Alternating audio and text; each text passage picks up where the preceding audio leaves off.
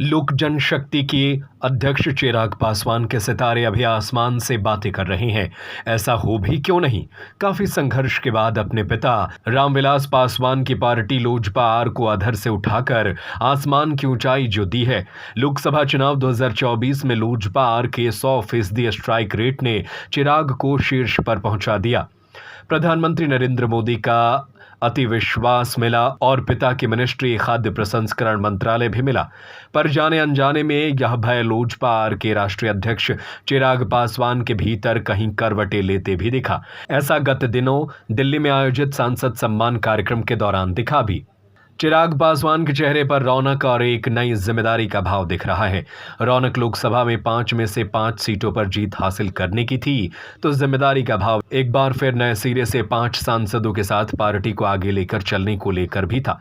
पर एक कहावत है कि दूध का जला मट्ठा भी फूंक फूंक कर पीता है। 2019 लोकसभा में भी लोजपा के 100% स्ट्राइक रेट और 6 सांसद थे, लेकिन लोजपा के संस्थापक सदस्य रामविलास पासवान की मृत्यु के बाद अचानक चिराग पासवान अकेले हो गए। चाचा पशुपति पारस 4 सांसदों को लेकर अलग हो गए। इन 4 सांसदों में चिराग के चचेरे भाई प्रिंस पासवान के अलावा चंदन सिंह, वीणा देवी, महबूब अली कैसर शामिल रहे। 2024 लोकसभा का जंग जीतने के बाद चिराग पासवान ने दिल्ली में नवनिर्वाचित सांसदों के लिए एक सम्मान समारोह रखा था। इस सम्मान समारोह में जीत हासिल करने का दर्प तो था ही, पर हृदय के किसी कोने में एक भय भी था कि क्या 2019 का इतिहास कहीं फिर न दोहराया जाए। सो इस लिहाजन चिराग ने सम्मान समारोह को मोरल टीचिंग में बदल दिया। तमाम औपचारिकताओं के बाद चिराग ने अपनी पार्टी के सांसद वैशाली से वीणा देवी, समस्तीपुर से शांभवी चौधरी, जमुई से प्रोफेसर अरुण भारती और खगड़िया से राजेश वर्मा को पार्टी के प्रति समर्पण निष्ठा की शपथ दिलाई। शपथ में मुख्य रूप से 3 बातों पर ध्यान रखा गया।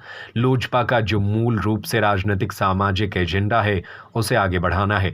पार्टी के प्रति समर्पित होकर रहने को कहा और निष्ठापूर्वक जिम्मेदारियों का ख्याल रखने को कहा। पार्टी के साथ हर परिस्थिति में डटे रहने की शपथ भी दिलाई गई।